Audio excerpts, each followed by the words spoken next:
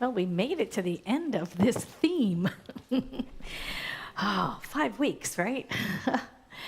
Here we are at the end of the month of Demonstrate Integral Integrity. Didn't even realize what that meant at the beginning of the month, did we?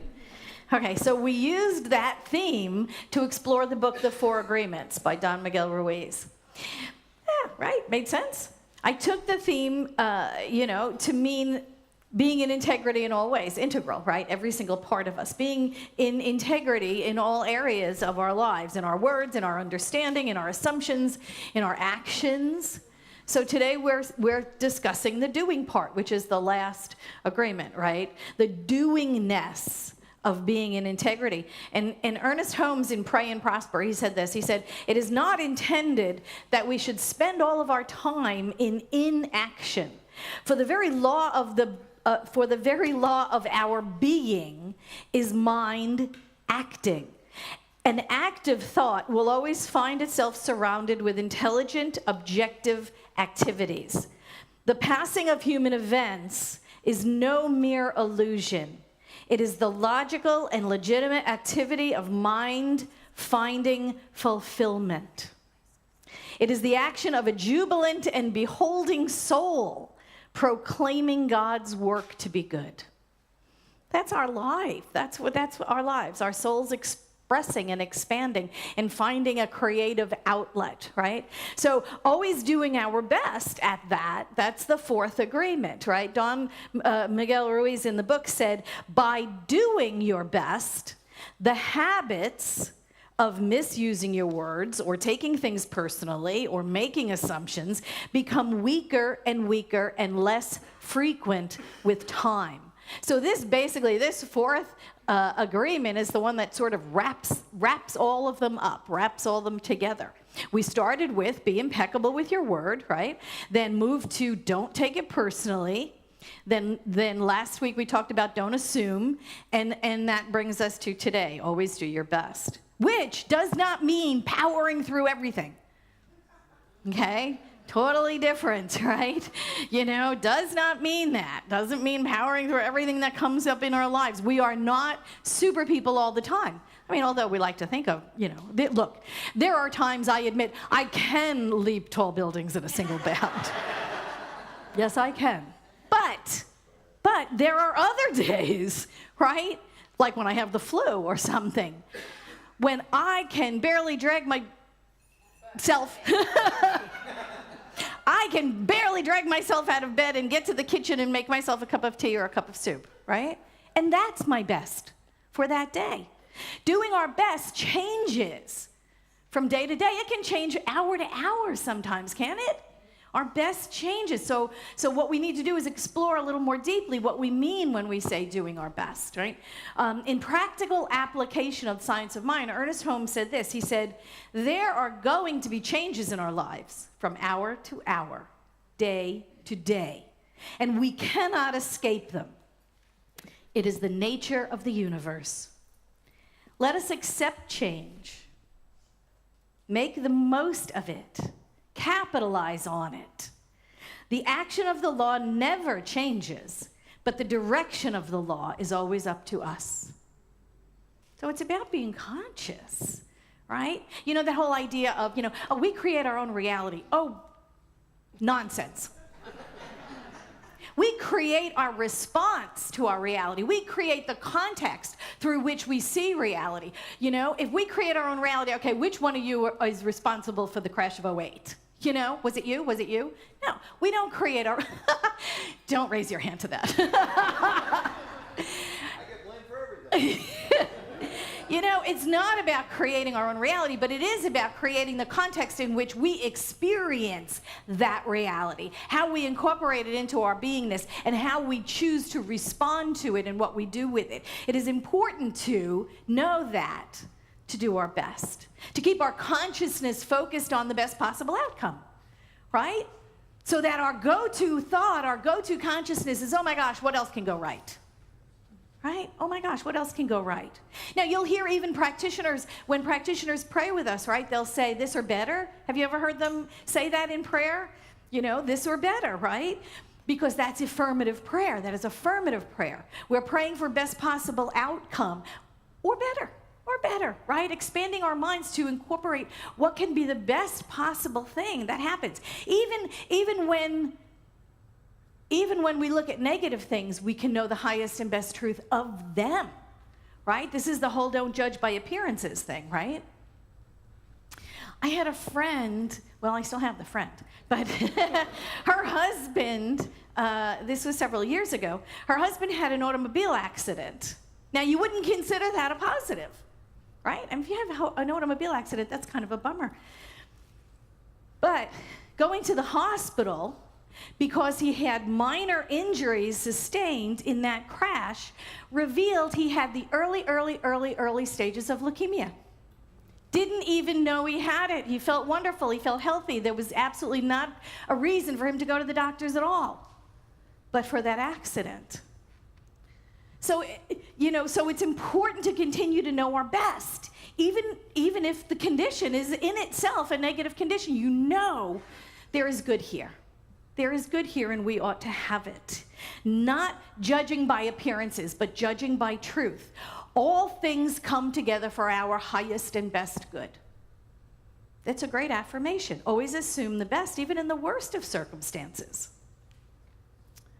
And another way that we can do our best is being present, right? Being 100% present to the task at hand. Giving someone 100% of your attention. Bringing your consciousness 100% to the task at hand, right? Isn't that what Brother Lawrence used to say, right? Everything becomes a meditation. Everything becomes a prayer when you have brought your entire attention to it. Author Mirko Thum said this. He said, the present moment is the only space where there is no time. It is the point between the past and the future. It is always there, and it's always the point that we access. Everything that happens in the present moment. Everything that has ever happened and ever will happen can only happen in the present moment. It is impossible for anything to exist outside of that. So when we are present in that moment, when we're present in our lives, we are fully engaged, right? We're fully engaged with life at that point.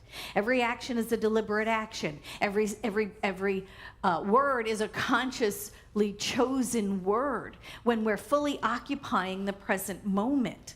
Again, Brother Lawrence said, your very life becomes a prayer when you're present. When you're there. And then we bring our best to that action, whatever it is, even of washing the dishes, right? When we bring our full attention to it, we are occupying the present moment. And then whatever happens, we know we're fully engaged, fully conscious of our actions, whatever the outcome. Whatever the outcome. Mark Twain said, give every day the chance to be the best day of your life. What an affirmation is that? Was he one of us? I think he was one of us. Give every day the chance to be the best day of your life. And when we're aware and we're living in the present moment, it cuts down anxiety. It really does. No matter what is happening around us, we're focused in on the present moment, right? We focus in on our breath. We focus in on our heartbeat. There's enough air in this room, right? I'm still breathing. My heart is beating. I am free to choose again. It absolutely is a stress reducer, and it alleviates our anxiety. Sometimes the best in any given situation is not terrific, right? Did you ever have to do your best? And sometimes the best is a choice between bad and mediocre. It happens. It happens. Sometimes failure is the best outcome. We don't like to hear that. Sometimes failure is the best outcome. Failure might be the best in that situation. Learn from it, right? Learn from it. Failure is about what you were attempting. It's not about who you are. It's just not. If you were attempting something and it turns into a big, fat, steaming pile of fail, take a different tack, right? Sometimes we just need to change our strategy. Sometimes we need to try something different. Sometimes we need to take a different tack. You know that whole idea of doing the same thing over and over again and expecting different results, right? We know that one. But we learned there was also 10,000 ways not to make a light bulb, right? That's what Edison said, but he was just copying Tesla's notes. But it's this idea that, well, if that doesn't work, try something else. If that doesn't work, try something else. A failure in your attempt to create something says nothing about you. You are a divine outpicturing. You are a divine expression as God in form. So a failure is something you do. It's not something you are. And failures can teach us better ways to do things, right? You attempt something and it flops, then you try it a different way. As long as we don't use failure to become a victim, right? The Velcro on the hand. Woe is me. As long as we don't use the failure to create a victimhood. As long as we don't use the failure to blame others. It's all their fault. This didn't work. They didn't, whatever, right? Or we use it to beat ourselves up. We make it about who we are instead of what we intended to do. Or we let anger over failure color our view of the world, right? We get so angry that we failed at one time, then we blame it on everybody else, we blame it on the world, we blame it on the nature of life, whatever. But it's not. It's just about that way didn't work. Let's try something different. Let's improve change our strategy. Let's change our tact. Let's do something else. Look, what if when you were a toddler and you were just learning to walk, you fell down, you were like, well, that's it for me. I can't do that. I'll just sit on my butt for the rest of my life, right? No, we just kept getting up and walking and falling and getting up and walking and falling and walking and falling until we got it right. Same thing with anything that we try. Anything at all. We learn a great deal from failure. Incorporated properly, we move forward. We move forward. We gain knowledge, experience, growth, maybe resilience. We realize it's okay to fail. We're still alive. We can try things differently. We can try things again. We can change things up. Maybe we do something different altogether. We also learn to ignore the naysayers, don't we? Oh, see, I told you that wasn't going to work. Shut up.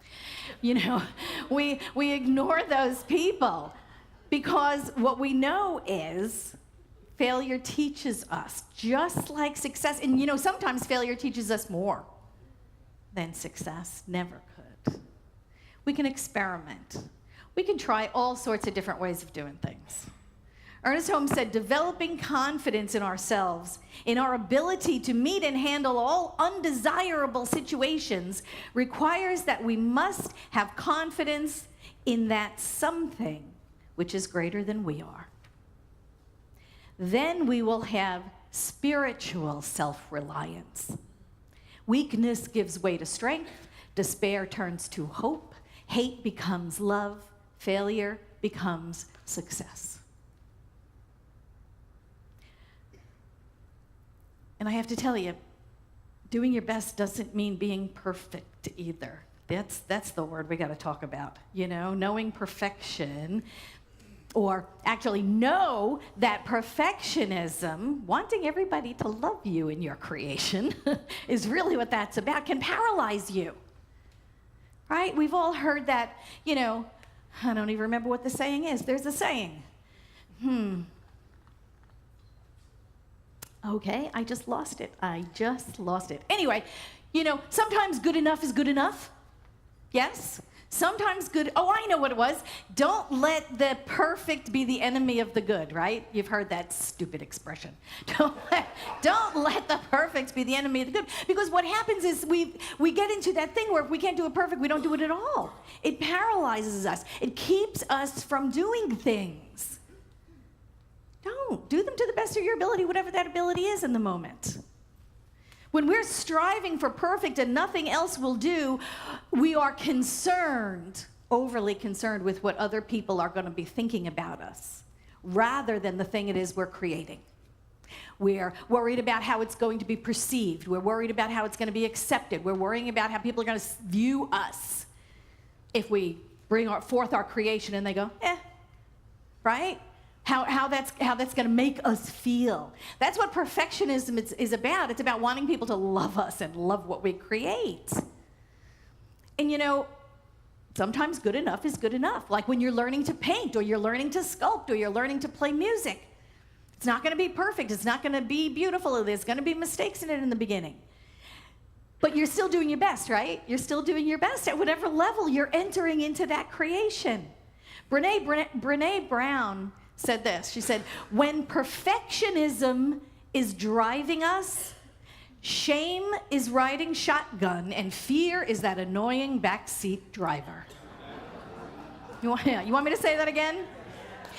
When perfectionism is driving us, shame is riding shotgun, and fear is the annoying backseat driver.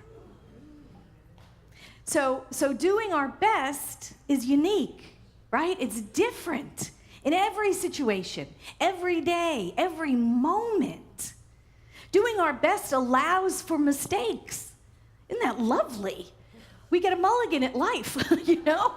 It's always a do-over. Doing our best allows for mistakes and retakes and stunt doubles and whatever you want to put in. You know, because we're going to stretch and we're going to grow, because that's what we do in life. Our soul wants us to expand. Our soul wants to experience. Our soul doesn't say, oh, good stuff only.